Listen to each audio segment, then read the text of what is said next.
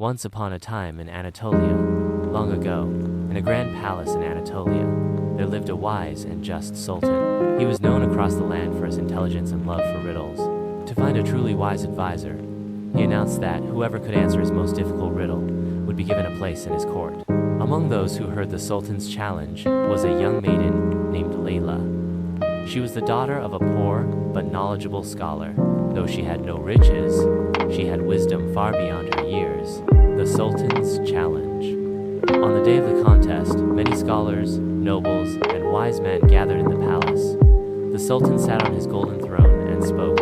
Whoever solves my riddle shall be rewarded, but if they fail, they must promise never to try again. The riddle was, what is the thing that grows without roots, moves without feet, and has no voice yet makes itself heard? The wise men whispered among themselves. Some said wind, others said water, but none could convince the Sultan. One by one, they left in defeat. Layla's answer. When Layla stepped forward, she bowed respectfully. With a confident smile, she said, the answer is a shadow, O Sultan. It grows as the sun moves. It travels without legs. And though it is silent, its presence is always known. The Sultan's eyes widened in surprise. He clapped his hands and laughed heartily.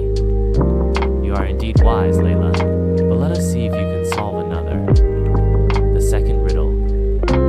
The Sultan asked, I am not alive, yet I grow. I do not breathe, yet I need air. I disappear when I drink. What am I? Layla thought for a moment, and then replied, Fire, my Sultan. It needs air to grow. It is not alive. And when you pour water on it, it disappears. The court gasped in astonishment. The reward. The Sultan smiled. You are wiser than many scholars, Layla. I offer you a position as my chief advisor. But Layla bowed and said, O Sultan, I seek not riches nor power. I only wish to prove that wisdom is not bound by age or gender. The Sultan, impressed by her humility,